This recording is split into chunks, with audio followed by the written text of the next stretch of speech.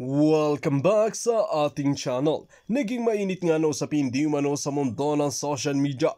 Kahihiyan nga ang natanggap ng mga pulpolitiko ng mga tambaloslos na ito kay VP Sara Duterte at kay Eric. Dito nga natin makikita mga kaibigan kung gaano nga katapang si VP Sara Duterte at si Eric na talagang hambalusin ang mga pulpolitiko na ganib sa kapangyarihan at talagang linalabas nila ang kanilang kabulukan matapos ngang gawin nila ang pambabastos kay VP Sara Duterte at gamitin ang confidential fund para masira nga ang pangalan ni Vice President Sara Duterte. Dito naman nagpakita ng matinding suporta ang ating mga kababayang Pinoy na sumusuporta kay VP Sara Duterte at talagang pinakita ang kanilang tunay na suporta. Kaya naman talagang isinawalat na rin ni VP Sara Duterte ang mga baho ng mga pulpolitiko na ito, si Tambaloslos, Kuting ng Norte at si Lisa Smugs na ito na talagang hindi niya rin tatantanan dahil ang unang-unang kawawang mga kaibigan sa ginagawa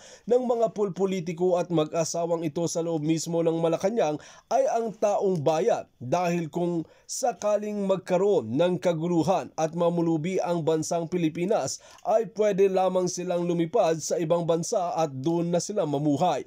Hindi gaya ng ating mga kababayan na talagang naghihirap at talagang hindi na makuha ang mga kanilang kagustuhan dahil nga pataas ng pataas ang mga bilihin at talagang lumalala ang korupsyon sa bansang Pilipinas. Ito nga ang nakakalungkot na katotohanan. Well mga kaibigan, para nga sa karagdagang impormasyon, panoorin nga natin ang buong video. At kung bago ka lamang sa aking channel, huwag kalimutan i-click ang subscribe button at notification bell para lagi kang updated sa ating mga bagong video. At para sa solid viewers natin dyan, maraming salamat sa walang sawang pagsuporta. Ito na nga, no? Unahin na kaagad natin to guys. Itong pahayag po, no? Vice President Sara Duterte nagsalita na po. Binasag na po ang katahimikan, mga kaibigan. Ito po, ayan po ang kanyang pahayag. Basahin lang natin guys ha. Nakikita nyo naman malaki naman yan. O, basahin po natin ang kanyang pahayag. Mga kababayan, ayon po kay Vice President Sara Duterte, mga kaibigan, no?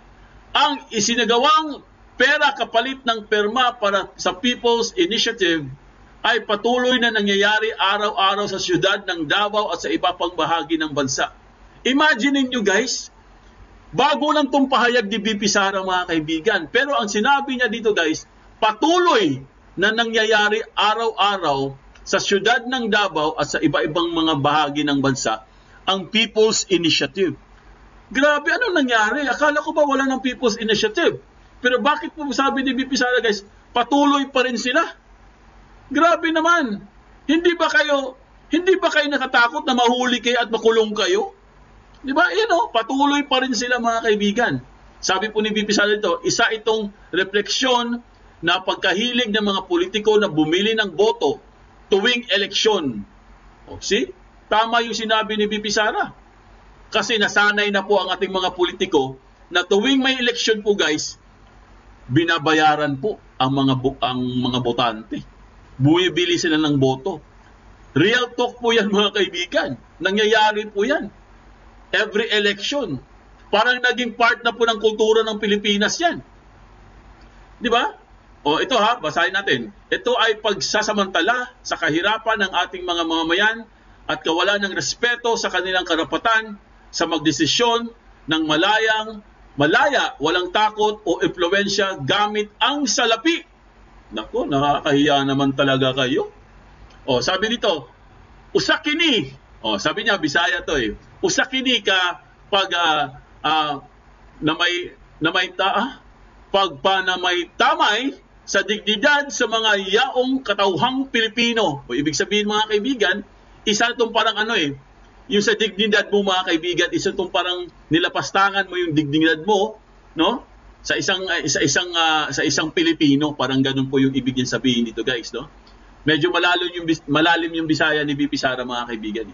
Sinasalamin dito ang kawalan ng pakialam ng mga politiko sa tunay na kalagayan ng mga ordinaryong Pilipino. Para sa mga Pilipino, aalahanan din natin na maaaring ang sukli sa suhol kapalit sa perma ng People's Initiative ay may seryosong konsekwensya sa ating buhay kalayaan at kinabukasan.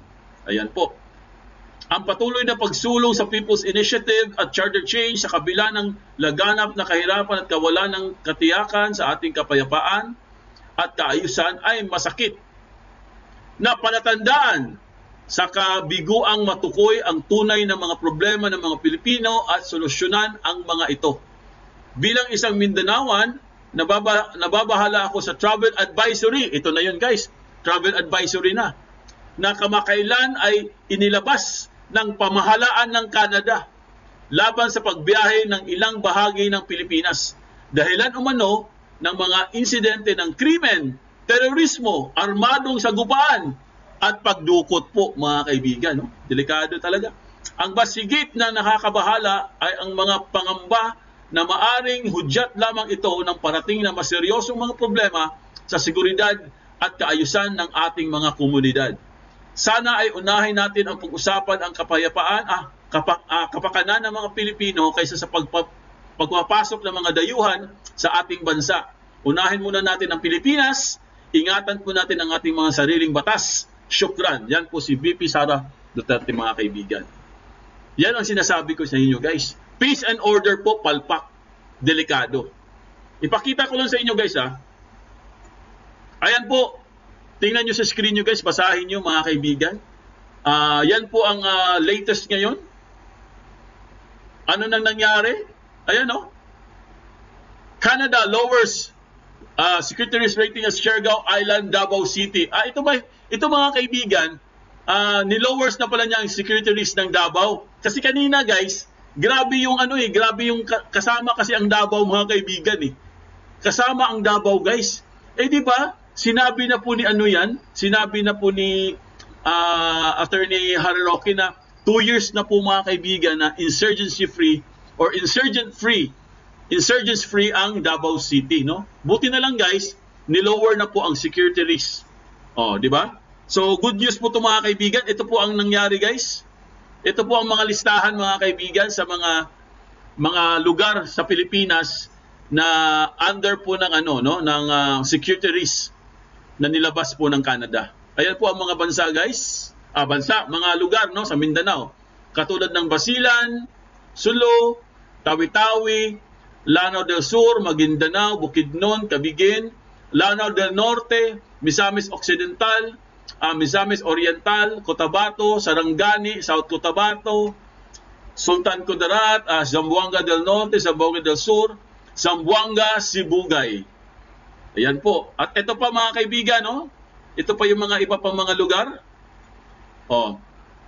Dito po ako nakasal kanina kasi nga kasama po ang Davao. Buti na lang guys, tinanggal na nila yung Davao City. Yan tinanggal na nila. Excluding Davao City. Kasi ang nakalagay kanina guys, kasama po ang Davao City. Buti na lang, alerto naman yung siguro nagkamali lang sila, no? So nakalagay dito mga kaibigan, kasama po ang Agusan del Sur, del Norte tsaka del Sur, no? Dinagat Islands kasama din. Surigao del Norte excluding Siargao Island. Surigao del Sur, Davao de Oro, Davao del Norte, Davao del Sur excluding Davao City. Ibig sabihin hindi kasama ang Davao City. Davao Occidental at Davao Oriental. Ayan po mga kaibigan ang nakalagay po sa advisory or travel advisory ng Canada. Kung sino man yung mga taga Davao guys, huwag kayong mag-alala, hindi po kasama ang Davao City. Ang nakakabahala lang guys, bakit kaya sila naggaganito, no? Unang-una mga kaibigan, kung natatandaan nyo guys, bago po, di ba, nung nagkaputukan po yung guys, di ba, pumutok yung balita na 2 point, yung sukli, di ba, hinahanap yung sukli. Tapos hindi po, wala po nagsalita guys, patungkol po sa sukli, nung travel expenses ni Tambaluslos. Ngayon, nabalitaan natin guys, na ito palang mga mamabatas natin mga kaibigan, hindi naman lahat, no? Nag-travel pala sila. Bumiyahe sila guys. Lalo na po itong sinugnog, pupunta po ng Amerika. At nabalitaan po natin guys, hindi lang pala siya pumunta sa Amerika. Pumunta din siya ng Canada mga kaibigan. Kung hindi po tayo nagkakamali, hindi lang po sinasabi. So, siguro guys, ang connection nito, pag tinanong niya ko, Foodinet, anong connection nun? Yun nga yung sinasabi natin eh. Pag pupunta sila sa ibang bansa guys, sinisiraan po ang mga Duterte mga kaibigan, lalo na si Vice President Sara Duterte. Kunwari lang guys, nagpo-forum sila. May nagsabi niyan, may source po nagsabi niyan. Sinisiraan po nila ang mga Duterte, mga kaibigan. Kaya siguro guys, sinama ang Davao. Buti na lang, tinanggal nila. Kasi kung hindi po mga kaibigan, magagalit talaga ang mga taga Davao City. Kasi matagal na pong malinis ang Davao. Peaceful na po ang Davao, mga kaibigan. Tapos sinali pa nila dito sa travel advisory ng Canada. Hindi po pwede 'yun. Oo, panakot nga eh. Tinatakot po nila ang mga tao, mga kaibigan. Pero isa din sa mga guys, ibig sabihin, hindi po talaga nagtatrabaho ang ating Pangulo. Kung may Pangulo pa tayo, di ba? Wala na, hindi na aangat ang ating tourism, wala na po. Degraded na po tayo, guys. Biro mo, Canada.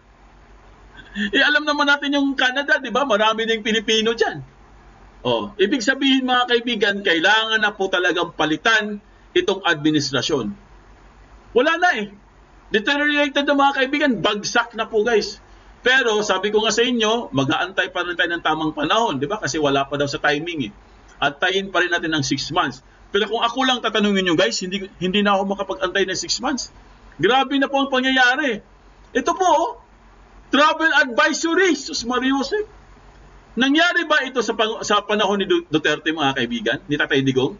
Nangyari ba ito, guys? Nangyari ba? Tanong ko lang sa inyo. Nangyari ba ito sa panahon po ni Duterte, ni Tatay Digong, itong travel advisory? Meron ba kayo natatandaan, guys? Tanong ko lang sa inyo, baka meron kayo na recall. Sinong sasagot dyan? Sinong sasagot? Baka may na-recall kayo na meron pong travel advisory yung panahon ni Duterte. Meron ba? Wala. Wala, di ba? Kasi kanina ako nagre-research, wala po akong nabasa, guys, wala pa akong nakita. Pero, ang natatandaan ko, mga kaibigan, si Panot meron. Si Panot meron eh. Naalaala niyo yung crisis ng Hong Kong? Yung doon sa, yung bus doon sa may Rizal ba yun? Saan ba yun? Sa Quirino ba yun? Yung may nagkaroon ng doon? Yung mga Hong Kong, mga turista? Kauupo pa lang ni Noynoy nun, ni Panot, di ba? Naano tayo sa Hong Kong nun eh. Binantay sa Hong Kong nun, mga panahon na yon. Nagalit po ang Hong Kong sa atin, di ba? Pero kay Digong, guys, wala po akong naalaala. Meron ba kayo naalaala kay Digong? Baka meron baka nagkamali lang ako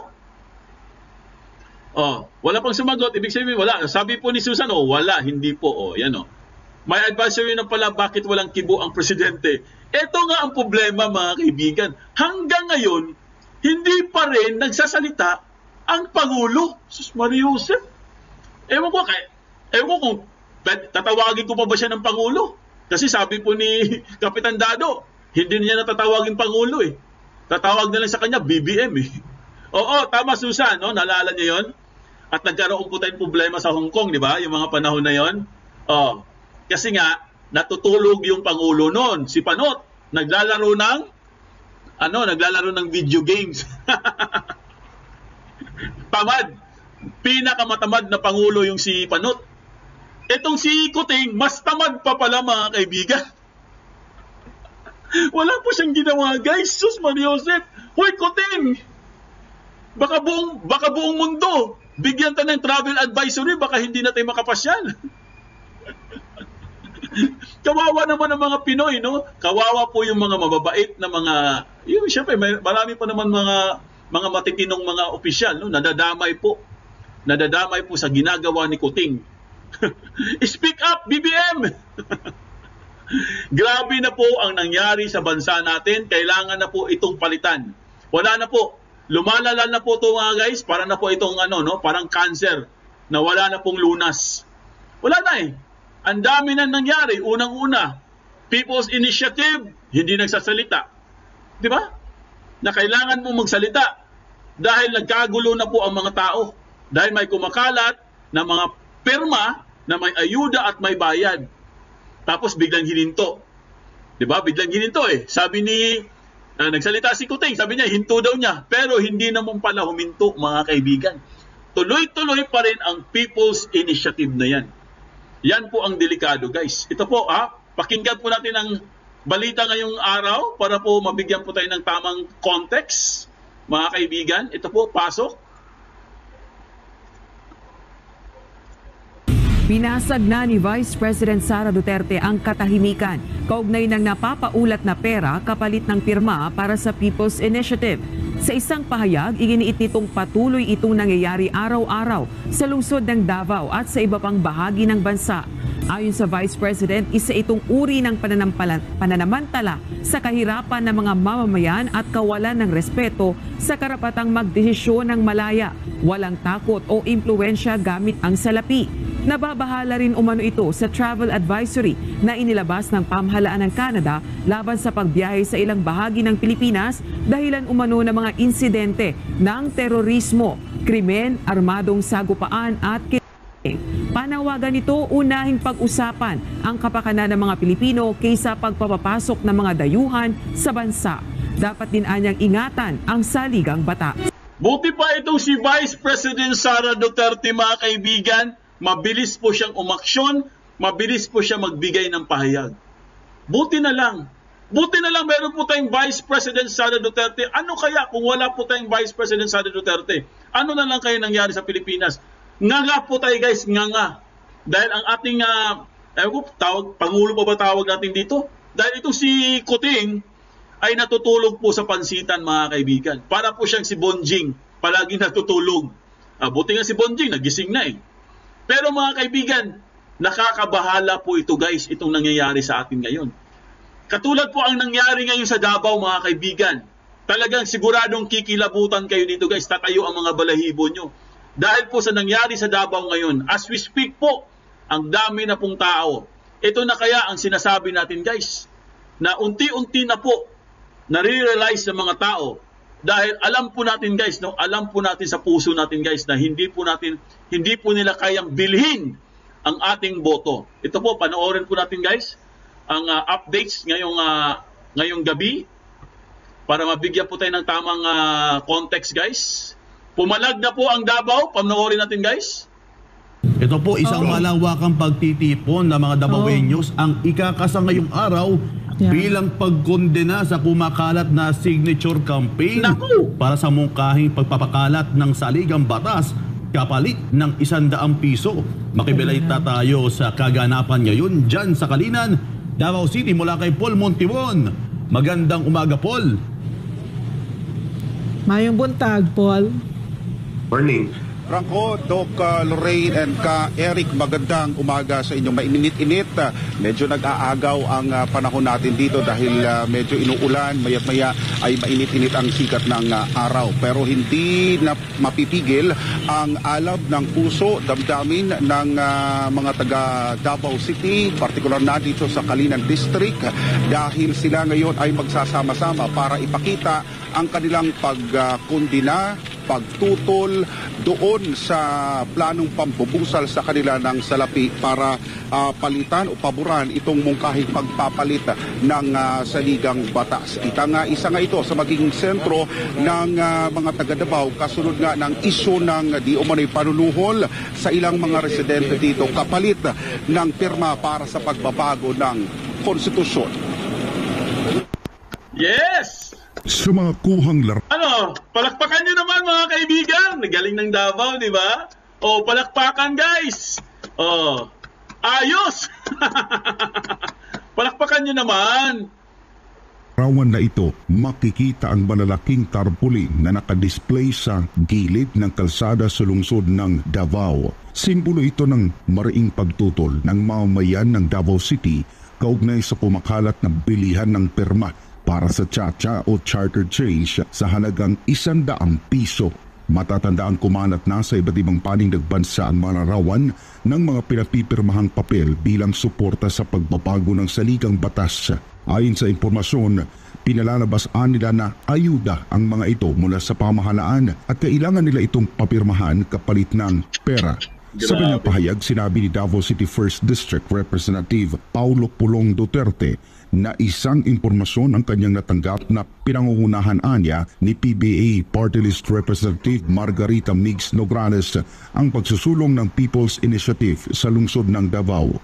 Ani Congressman Pulong, hindi niya ito hahayaan sa kanyang distrito para sa mga taong nais lamang na makakuha ng kapangyarihan sa pamahalaan. Dahil dito, hinimok ng bababatas ang mga residente ng Davao City, partikular na sa kanyang nasasakupan na huwag ibenta ang kanilang kaluluwa sa halagang 100 piso o 10,000 piso kapalit ng lagda para sa mga anyay minions o alipores ng mga taong gusto lamang magkaman ng posisyon o kapangyarihan sa Kongreso. Git pa ng batang kongresistang Duterte, matagal na siyang nagtitimpi o nananahimik dahil sa maruming laro ng politika sa Kongreso. Sa katunayan anya, nabatid nito na tinanggalan ang kanyang distrito ng 2 bilyong pisong pondo kung saan 500 milyong piso na lamang ang iniwan sa kanya. Grabe. Sa kabila naman nito, nanindigan ang Solon na hindi siya luluhod at hindi niya ikamamatay kung aalisan siya ng pondo dahilan ang kawawaan niya ang mga Davaoenyong bumoto kay Pangulong Ferdinand Marcos Jr. Bilang suporta sa matapang na panawagan ni Congressman Pulong, isang malawakang rally ang isasagawa ng iba't ibang grupo mula sa iba't ibang sektor ng Kalinan District ng Davao City na binubuo ng 19 na barangay.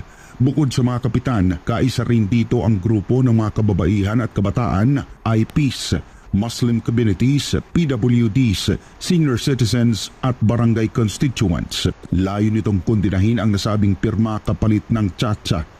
Bit-bit ang mga streamers, tarpaulins at placards. Iginiit ng mga nagkakaisang Davaoenyo na hindi sila magpapadala sa matatamis na dila ng sinuman para ipagkanulo ang kanilang lugar sa korupsyon, pang-aabuso sa posisyon at sa kapangyarihan. Sigaw ng mga ito. Davaoenyos are not for sale! Davaoenyos are not for sale!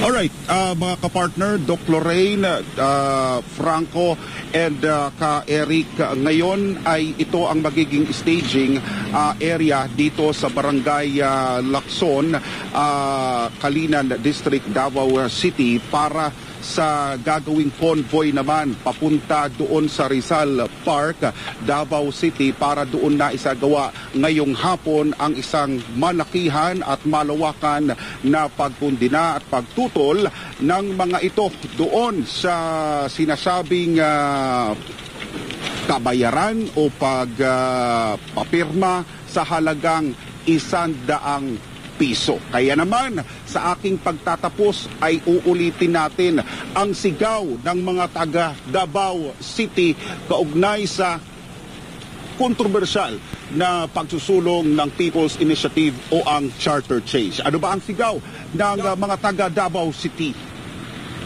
Davaoenyos are not for sale! Davaoenyos are not for sale! Back to studio, mga kapartner. Yes, Paul, bago ko ipasa kay Ma'am Lorraine at Eric, gusto ko lang matanong, gaano karami ba ang ating inaasahan na dadalo sa o mag-rally from there sa Kalinan going to People's Park? Malayo-layo rin to. Mga 1 oras din na biyahe ito. Sa ngayon, dito sa Kalinan District ay inaasahan ang mahigit sa 2,000 na inisyatibo ng 19 na barangay ng Kalinan District. Ito ay pagpapakita nila, sariling inisyatibo nila ito. Ibig sabihin, sila mismo walang pondo, sila mismo ang nag-isip na magsama-sama sila para kumbaga hindi makalusot dito sa kanilang area itong ipinaiikot na sinasabi na mga papel na pinapipirma kapalit ng 100 piso para sa pagbabago ng saligang batas. Paul, ano ba yung balita dyan? Tuloy-tuloy pa rin ba yung signature campaign na supposedly was the initiative of Migs Nograles? Is it still going on? What is the report? May inaalam pa tayo ng mga impormasyon, Doc Loreno, kung patuloy ang pagpapakalat ng ganitong klase na mga papel na di umano'y pinapipirma dahil sinasabi na palabas na ayuda nga ng gobyerno. Pero kaya nga isa na ito sa naging counter ng mga barangay na ito, na itong Kalinan District na binubuo ng 19 na mga barangay ay hindi sila pabor doon. Kumbaga, ang gagawin nila yung transparency program na lahat kung may mga lalapit sa isa man sa kanila na mga residente na may lalapit na sino man may magpapapirma sa halagang 100, 200 pesos o magkano man, ay agad nilang isusumbong ito sa kanilang kapitan na isa rin sa mga nagsusulong sa pagkundina sa nasabing maling sistema na ito, Ma'am Lorraine. So far sa ngayon ay tila tahimik, wala na tayong naririnig na ganitong klase na balibalita dito sa Davao City. Alam niyo mga kaibigan, may nagbigay po sa akin ng mga source sa ating message mga kaibigan. Meron pa rin meron pa rin nagpapapirma guys, pero yung iba daw wala nang bayad. Ewan ko kung bakit walang bayad, kasi nga tinatanong nila Pudinet, bakit yung iba walang bayad? Marami po nagtatanong yan guys. Kasi nga, siguro sa tingin ko lang, dahil nagkabistuhan na po guys, syempre kinuha na yung pera, pinera na nila, pero tuloy-tuloy pa rin yung pirma. Parang ganun yung nangyari. Kasi nga marami din nagsasabi guys, no, yung mga leaders kuno. Sinabi nila na nakatanggap na daw sila ng pera, pero mga kaibigan, dahil tinigil po ang People's Initiative, tuloy pa rin ang pirma, pero hawak po ng mga leaders guys ang pera. Yun ang tinatanong. Yun ang hinahanap mga kaibigan. Kasi nga guys, dineclare na kasi yan 'Di ba sabi nga ni Mig Zubiri? Si Mig Zubiri po mga kaibigan, nabudol. Akala niya wala ng People's Initiative. Mig Zubiri, nabudol-budol. Ayan. Hindi niya alam guys, patuloy pa rin. At kinukurap po guys, yung binibigay na pera. Kawawa po yung pumirma guys nang walang alam. Akala nila nakatanggap lang sila ng ayuda kasi nga may binibigay pagkain kunwari may binibigay isang plastic na may bigas, may noodles, may sardinas, pero wala pong pera guys. Ayuda lang tapos pirma. Syempre pag pumirma sila, hindi na lang binabasa. Pero dapat may kalaki pa yun na pera, 100, pero wala na pong 100. Asa na? Nag-magic na. Dito nga natin makikita mga kaibigan na talagang sampal nga sa kahihiyan itong si Tambaloslos at Kuting ng Norte at least kay VP Sara Duterte. Dito natin mapapatunayan kung gaano nga ba talaga kalakas at talagang ginagampanan ni VP Sara Duterte ang kanyang tungkulin, hindi gaya ng mga tambaloslos na mga politiko na ito. Well mga kaibigan, para nga sa karagdagang impormasyon, ano ang inyong mga opinyon? Just comment below sa ating comment section at ating pag-uusapan.